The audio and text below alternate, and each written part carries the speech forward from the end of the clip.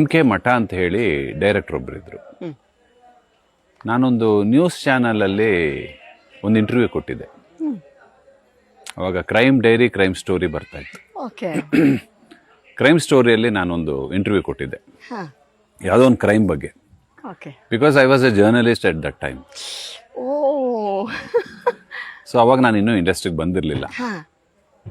So ಅದು telecast ಆಗುತ್ತೆ. Telecast ಆದಮೇಲೆ ಕ್ರೈಮ್ ರಿಪೋರ್ಟರ್ ನೀವು? No, I was a general reporter. I was working for Vijaya Karnataka at that time. Super sir. Vijaya Karnataka ಆರಂಭ ಆದ ದಿನಗಳಲ್ಲೇ ನಾನು ರಿಪೋರ್ಟರ್ ಆಗಿ ಕೆಲಸ ಮಾಡ್ತಾ ಇದ್ದೆ. ನನ್ನನ್ನು ಆ ರಿಪೋರ್ಟಿಂಗಲ್ಲಿ ನೋಡಿ MK ಮಠ ಅವರು ಕರೀತಾರೆ, ಬಾ ಸೀರಿಯಲಲ್ಲಿ ಆ್ಯಕ್ಟ್ ಮಾಡು ಅಂತ. ನಾನು ಹೇಳ್ತೀನಿ, ಗುರುಗಳೇ ನಂಗೆ ಏನು ಗೊತ್ತಿಲ್ಲ, ಆ್ಯಕ್ಟಿಂಗ್ ಬರಲ್ಲ ನನಗೆ, ನಾನು ಹೇಳ್ಕೊಡ್ತೀನಿ ಬಾರಪ್ಪ. ನನಗೆ ತುಂಬ ಕೆಲಸ ಇತ್ತು, ಆಗಲೇ ಇಲ್ಲ. ಅವರು ಪ್ರತಿ ತಿಂಗಳು ಕರೆಯೋರು, ನಾಳೆ ಒಂದು ರೋಲ್ ಇದೆ ಬರ್ತೀಯಾ? ಇಲ್ಲ ಸರ್. ಪ್ರತಿ ತಿಂಗಳು ಕರೆಯೋರು. ಒಂದು 4 ತಿಂಗಳು ಆದಮೇಲೆ ಅವ್ರಿಗೆ ಒಂದು ದಿವಸ ಕೋಪ ಬಂದ್ಬಿಡುತ್ತೆ.